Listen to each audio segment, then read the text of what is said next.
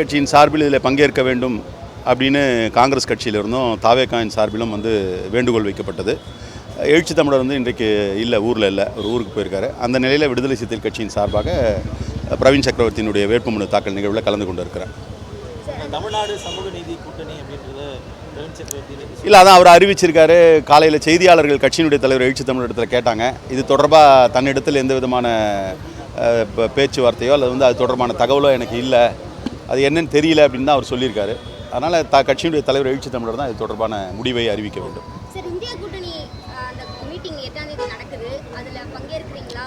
தாவேகாவிற்கும் அழைப்பு இருக்கிறதா சொல்லப்படுது, அதில் பங்கேற்கிறீங்களா?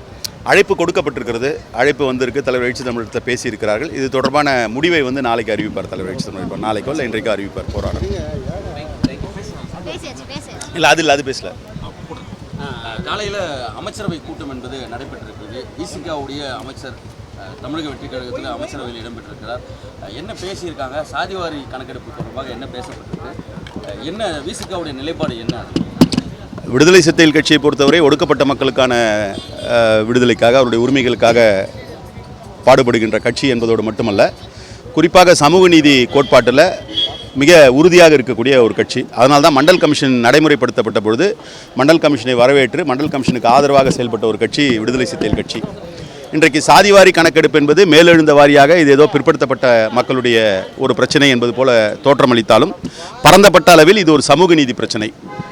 இப்போ ஒடுக்கப்பட்ட மக்களை பொறுத்தவரை உங்களுக்கு தெரியும், சென்சஸில் ஏற்கனவே கேஸ்ட் சென்சஸ் எஸ்சி எஸ்டிக்கு இருக்குது. கேஸ்ட் சென்சஸ் இல்லாத ஒரு செக்மெண்ட் பேக்வர்ட் கிளாஸ். அப்போ இந்த கேஸ்ட் சென்சஸ் எடுக்கணுன்றது இது பேக்வர்ட் கிளாஸ்னு குறுக்கி பார்க்காம இது சமூக நீதி பிரச்சனை என்கின்ற அளவில் தான் விடுதலை சிறுத்தைகள் கட்சி தொடர்ந்து பார்த்து வருகிறது. அந்த வகையில் தான் ஆரம்பத்திலிருந்து இது மாதிரியான கோரிக்கை எழுந்தபொழுது, சாதிவாரி கணக்கெடுப்பு கோரிக்கை எழுந்தபோது விடுதலை சிறுத்தைகள் கட்சி அதை ஆதரித்து வந்தது.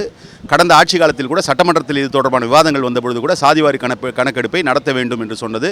இன்னும் குறிப்பாக இப்போ சாதிவாரி கணக்கெடுப்பு மாநில அளவில் இல்லை, சாதிவாரி சர்வே தான் எடுக்க முடியும், கேஸ்ட் சர்வே தான் எடுக்க முடியும். இருந்தாலும் அது இன்றைய சூழலில் தேவைப்படுகிறது என்கின்ற நிலையில் தான் அதை ஆதரிக்கக்கூடிய நிலையில் விடுதலை சிறுத்தைகள் கட்சி இருந்து கொண்டிருக்கிறது. இன்றைக்கு நடைபெற்ற அமைச்சரவை கூட்டத்தில் கூட விடுதலை சிறுத்தை கட்சியுடைய அமைச்சராக இருக்கக்கூடிய மாண்புமிகு தோழர் வன்னியரசு அவர்கள் விடுதலை சிறுத்தைகள் கட்சியினுடைய நிலைப்பாட்டை சாதிவாரி கணக்கெடுப்பு அல்லது சாதிவாரி சர்வே எடுக்க வேண்டும் என்கின்ற அந்த நிலைப்பாட்டை தெரிவித்திருக்கிறார் என்பதை தலைவர் எழுச்சி தமிழர் காலையிலேயே செய்தியாளரிடத்தில் சொல்லியிருக்கிறாரு. இன்றைக்கு அதே நேரத்தில் இது தொடர்பாக பாட்டாளி மக்கள் கட்சியின் சார்பில் ஒரு கூட்டம் கூட்டப்பட்டது. அந்த கூட்டத்திற்கு விடுதலை சிறுத்தைகள் கட்சிக்கும் அழைப்பு அனுப்பப்பட்டது. அவர்கள் தரப்பிலும் நேரடியாக தொடர்பு கொண்டு பேசினார்கள். அவர்கள் எடுத்திருக்கக்கூடிய இந்த கருத்து, இந்த பொருள் என்பது விடுதலை சிறுத்தைகள் கட்சிக்கு ஏற்புடையது. இன்னும் சொல்லப்போனால் முழுமையாக சாதிவாரி கணக்கெடுப்பை விடுதலை சிறுத்தைகள் கட்சி ஆதரிக்கிறது என்றாலும் கூட அரசியல் நிலைப்பாட்டில் மாறுபட்ட ஒரு நிலையில் இருக்கக்கூடிய விடுதலை சிறுத்தைகள் கட்சி அதில் பங்கு பெறுவது என்பது இயலாது என்பதை அவரிடத்தில் தெரிவித்து விட்டோம்.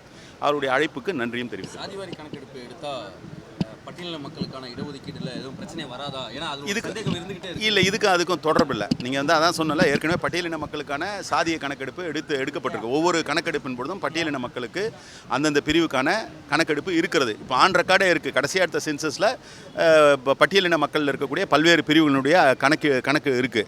அதனால் இதுக்கும் அதுக்கும் தொடர்பு இல்லை. ஆனால் என்ன சொல்லப்படுகிறது அல்லது எதற்கு இது பயன்படக்கூடும் என்று சொன்னால், ஏற்கனவே இங்கே உள் ஒதுக்கீடு தொடர்பான பிரச்சனைகள்லாம் இருக்குது. அதை கடந்து 69% இடஒதுக்கீடு என்பது தமிழ்நாட்டிலே மட்டும் இருக்கிறது. இந்த 69% இடஒதுக்கீட்டுக்கு இப்பொழுதைக்கு எழுந்த சில பிரச்சனைகள்லாம் கூட நீதிமன்றத்தில் தீர்ப்பு வைக்கப்பட்டாலும் கூட என்றைக்குமே இதற்கு ஒரு ஆபத்து இருக்கிறது. அதை நீக்க வேண்டும் என்று சொன்னால் சாதிவாரி கணக்கெடுப்பு என்பது அவசியம் என்கின்ற நிலையிலே தான் சாதிவாரி கணக்கெடுப்பு இல்லை. அதுதான் நீங்கள் சாதிவாரி கணக்கெடுப்பு சென்சஸ் என்பது ஒன்றிய அரசு தான் எடுக்க முடியும். சென்சஸ்க்கும் சர்வேக்கும் என்ன ஒரு வேறுபாடு இருக்க முடியும்னா, ரொம்ப சிம்பிளாக சொல்லணும்னா, நம்ம போல் சர்வே எடுக்கிறோம். போல் சர்வே எடுப்பதற்கும் போல் ரிசல்ட் வரதுக்குமான வேறுபாடு. ரிசல்ட் என்பது அறுதியிட்டு இவங்களை வாக்குகள் எடுத்திருக்காங்க நமக்கு தெரிகிற மாதிரி தான் சென்சஸில் அறுதியிட்டு இந்தந்த சமூகங்கள் இத்தனை பேர் இருக்கிறாங்கன்னு தெரியும்.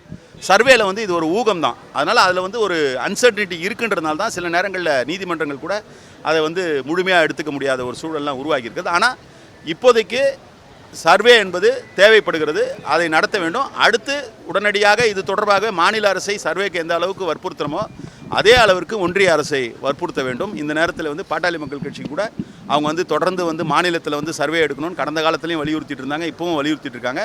அது ஒன்றும் தப்பு இல்லை. ஆனால் அதோடு நின்றக்கூடாது. அவங்க ஒன்றிய அளவுலையும் பாஜகவோட நல்ல உறவு முறையில் இருக்காங்க. உண்மையிலேயே இது முழுமையான தீர்வு வரனா ஒன்றிய அளவில் சாதிவாரி கணக்கெடுப்பு எடுப்பதற்கான நகர்வை பாட்டாளி மக்கள் கட்சி முன்னெடுக்க வேண்டும்.